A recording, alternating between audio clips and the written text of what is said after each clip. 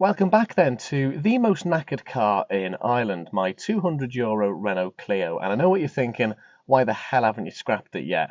Sometimes I think that as well, but I'm convinced there's a good car under this horrendously knackered body. So yeah, it's about time that I awoke it from its winter hibernation. It's been sitting here since about start of January really, and now what are we, the end of May, start of June?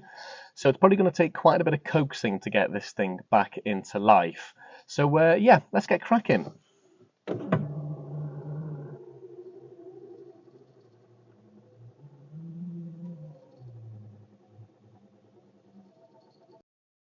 I already know that the battery in the Clio is going to have to be changed at some point because it's a little bit knackered.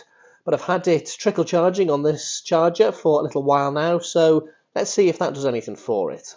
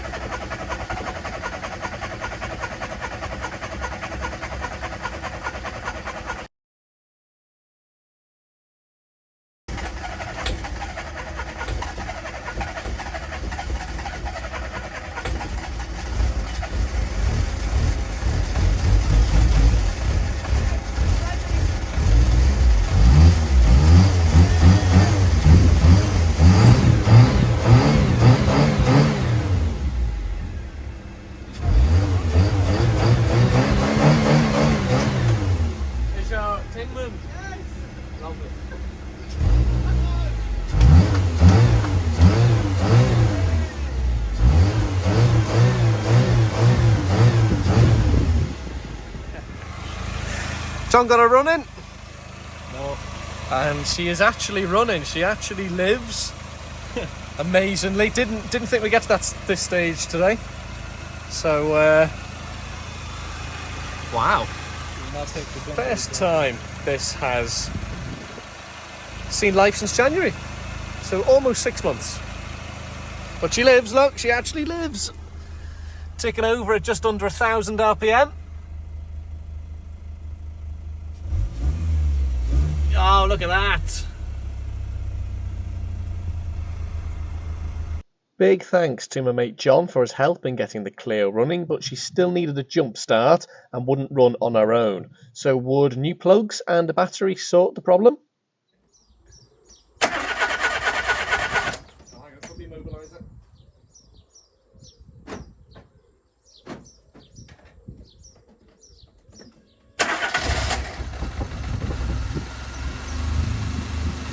It's alive!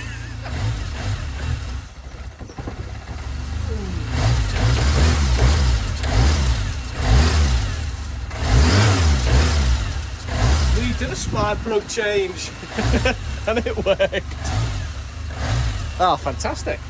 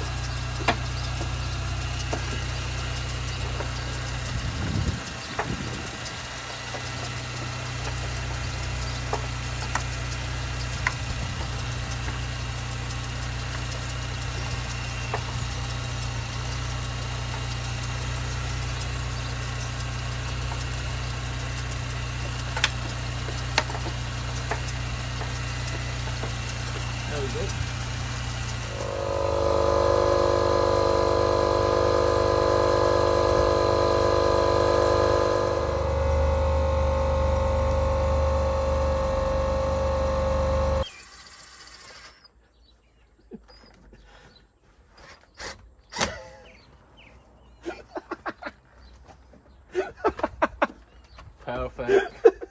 Perfect. We need one on the bottom as well. It's not holding in place now, so it'll be alright. And then you'll be able to show that it's still on. Oh, Jesus.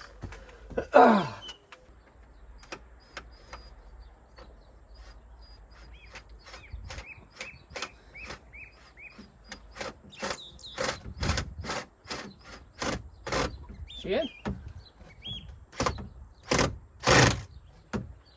She is now. Did you just do that? No, that was from the middle, look, see? Alright, What, the dent in? No. No, that was actually, I tried to reverse it past that wall when his Jeep was there, and it got crushed against the car and put a dent in the water. That's that done. That's the mirrors bodged back on. Little bit shaky, but that's all good. They are not going to fall off as they did when they had loads of gaffer tape on them. And look at this. It's still toggleable, even though that falls off. So, yeah, that's really good progress. That we've now got 2 fully functioning mirrors.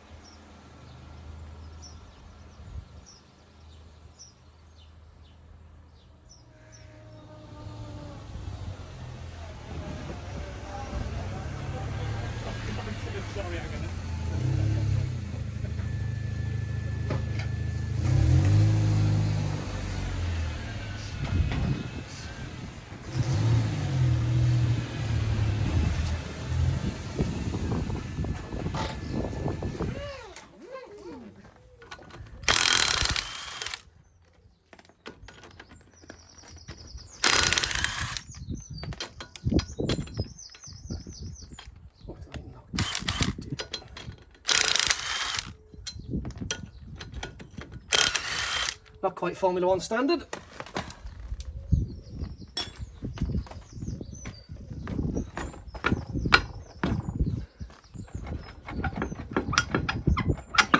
There we go, just about. Oh, she's crusty and cobwebby. Now the wheels are off, I can have a good look under here, and you know, first impressions are it's not all that terrible. Look, it's very crispy, a lot of surface rust. I'm going to have to get a wire brush or wire wheel onto that. As you can see there, yeah, rusty, but nothing that's penetrating the metal, thankfully. And these wheel arch surrounds are obviously helping the body. Don't really want to pull them out and have a look underneath because God knows what I'd find. But it doesn't look too bad under here. The brake discs obviously are very, very rusty. You need to do a bit of driving to clean those up. Brake calipers look okay. Have tried the brakes, brought it for a drive on private property earlier on, and it did start, drive, and the brakes worked. So that's all good. She's up on axle stands at the minute. And look at all that moss. So when I do give this thing a good wash at some stage, the moss is going to be staying. Because, you know, lots of character, isn't it? Let's go around this side and have a little look under here. This side, I think, looks okay as well. I mean, it's the same as the other side. It's all crispy and crunchy in places. Under here, bushes and CV boots and all that, they actually don't look too bad, I don't think. Some nice moss there as well. Lovely little ecosystem of its own that's growing. Now, you can see the pulleys there and the belts and the oil filter. You're not supposed to see those because that's what this piece of the wheel arch liner is for. But as you can see there, it's got 2 holes in it, which really shouldn't be there. And you can see how the plastic has been worn away. Basically, the belts, for some reason, are catching on that, which is really rather worrying. We don't want to be chafing our belts to the point where they become dodgy and they break. So that's not great. That's basically supposed to sit like that, I think, in behind the brake line and the suspension. So and the the shock absorb suspension unit there. So yeah, I'm gonna have to refit that. So it's time for a look underneath the Clio, and things look okay under here. Yeah, this front section here is the paint or the finish or whatever is flaking off. So that's going to have to be sanded back and probably primed and painted to prevent corrosion. There is the bottom of the sump. It's all looking quite oily there, which isn't great. But, I mean, this thing has been sitting here since January and it's bone dry under here. And there's no dry oil either, so it's obviously not leaking onto the ground. But there is definitely some moisture up there, which isn't ideal. But if it's not leaking, I might just leave it well alone.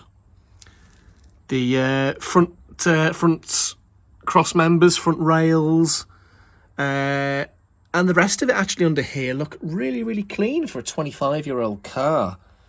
Doesn't look too bad at all, really. So no obvious signs of corrosion. There's some surface rust in places.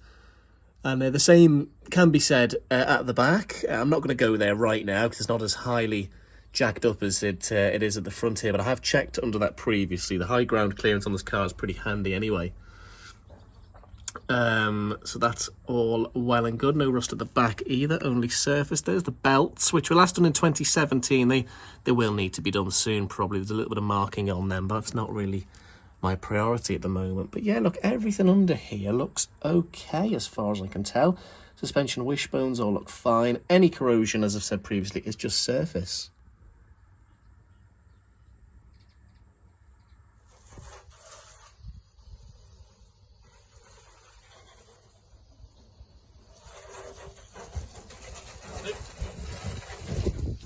It's now time then for me to remove the axle stands. I'm going to pop the wheels back on and gently manoeuvre it back into position. So once I've got that done, then I'll be able to show you how running.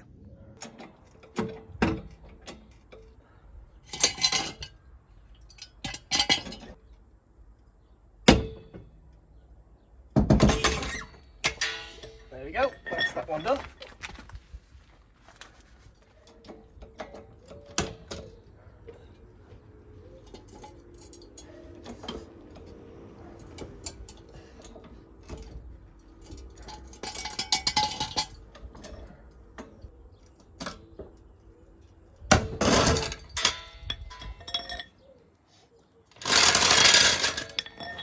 The wheels are back on, which is good news. All that jacking, removing of axle stands all went satisfactorily, as it always does, but you know, I just really don't like doing it. So in we get. This is the moment of truth after all of the fettling. I mean, you have seen it run, but it's been sitting now for a couple of hours, so will it still run? Let's see. Oh, let's do the immobiliser. Straighten out that mirror as well. Hello, everybody. There we go. Right, key in, ignition on. We've got lights. First turn of the key. What a cracking little machine. While she's running, let's have a look under the bonnet, and I will never get over the old-fashioned bonnet opening style. I think that's absolutely fantastic. So there she is running. We did fill up the coolant the other day, so that's as you can see, plenty of coolant in there. Haven't bothered filling her with oil or anything. There is oil in there. We've checked the dipstick and there's plenty of lovely oil in there. There's the belts.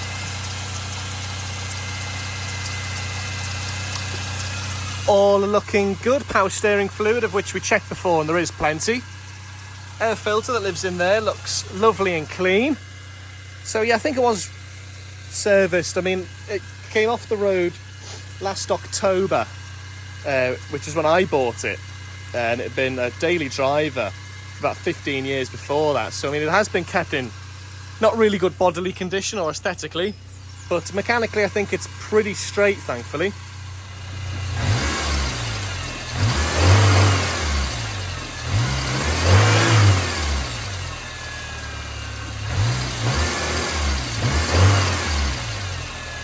So thankfully she starts. Let's manoeuvre it back into position.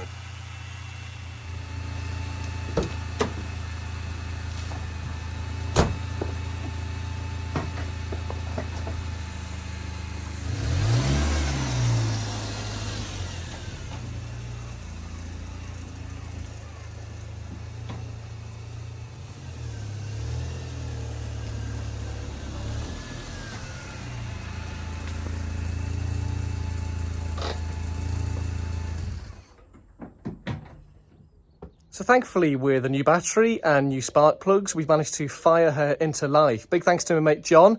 Without his help, it would still be sitting here abandoned and dead and ready for the scrap heap. So big thanks to you. Next step then is to get the indicators sorted, which haven't worked since I've owned it back in October. The previous owner told me that they broke, funnily enough, the day before I bought the car. That's coincidental, isn't it? No, I'm sure it is. She was lovely. So that is our next step. Hopefully it's just a dodgy relay. I've tried an original Clio relay. Hopefully that one was just cooked as well when I bought it. So I'm going to buy a brand new one and see if that solves the problem, because if it doesn't, goodness knows what the problem is.